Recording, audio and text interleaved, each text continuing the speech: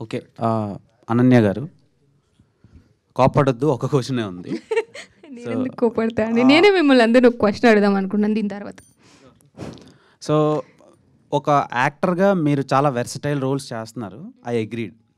కానీ ఛాన్స్ లేక అలాంటి రోల్స్ ఒప్పుకుంటున్నారా, లేదంటే ఆ క్యారెక్టర్ నచ్చి మీరు యాక్సెప్ట్ చేస్తున్నారా? ఇప్పుడు ప్రీవియస్గా కిస్సీన్ అని అన్నాను కదా, అలా. బేసికలీ ఛాన్సులు లేకనో లేకపోతే అంటే స్టార్టింగ్ నుండి చెప్తానండి. నేను మేబీ ఆఫ్టర్ వకీల్ సాబ్ నేను కూడా గ్లామరస్ రోల్స్ చేద్దాము అన్నట్లే కొంచెం గ్యాప్ తీసుకున్నాను. బట్ దాని తర్వాత నాకు అర్థమైంది ఏంటి అంటే హీరోయిన్స్ ఆర్ ఈజీలీ రిప్లేసబుల్ అండి. If you take few heroines recent టైమ్స్లో వచ్చిన వాళ్ళు కొన్ని హిట్స్ లేకపోతే ఈజీగా రీప్లేస్ చేస్తున్నారు, వాళ్ళు కనిపించట్లేదు. సో నాకేమనిపించిందంటే నాకు ఒక మార్కెట్ క్రియేట్ చేసుకోవాలి అనిపించింది. ఆ మార్కెట్ క్రియేట్ చేసుకోవడానికి ఉన్న ఒకే ఒక వే మంచి ఫిల్మ్స్ తీసి ఓకే ఈ అమ్మాయి అనన్య ఫిల్మ్ చేస్తుంది అంటే there something in that film అని చెప్పి నన్ను నేను ప్రూవ్ చేసుకోవాలి అని అనుకున్న ప్రాసెస్లో చేస్తున్న ఫిల్మ్స్ అండి ఇవన్నీ.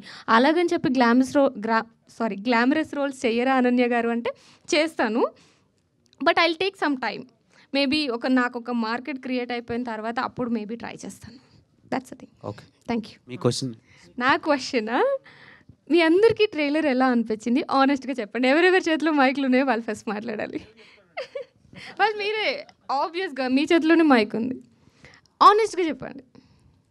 నేను కొంచెం ఒక 2 సీన్ల దగ్గర కొంచెం భయపడ్డాను.